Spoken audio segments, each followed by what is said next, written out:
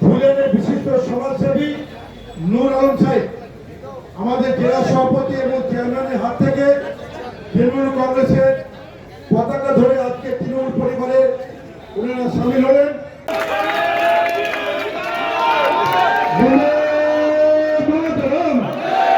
প্রার্থী ঘোষণার আগেই তৃণমূলে যোগ দিলেন নূরে আলম। মুর্শিদাবাদ জেলাতেই কোনো এক আসনে তৃণমূলের প্রার্থী হিসেবেও ভোটে লড়তে পারেন তিনি। মঙ্গলবার জঙ্গিপুর সাংগঠনিক জেলা তৃণমূল কার্যালয়ে জেলা তৃণমূল সভাপতি খলিলুর রহমান আখরুজ্জামানদের উপস্থিতিতেই নূরে আলমকে সাথে নিয়ে সাংবাদিক বৈঠক করা হয়। সেখানে তৃণমূলে যোগদান করেন বিশিষ্ট ব্যবসায়ী নূরে আলম। তিনি ধুলিয়ান পৌরসভার ৩ নম্বর ওয়ার্ডের বাসিন্দা।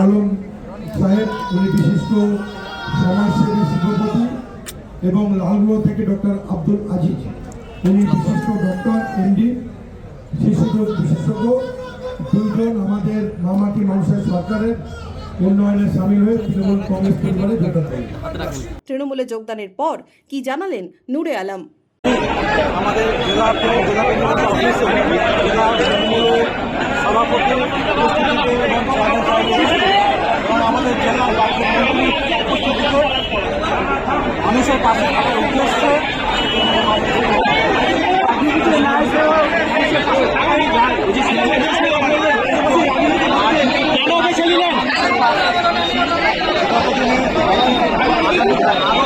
ভালোভাবে ভালো দিকে বড় আকারে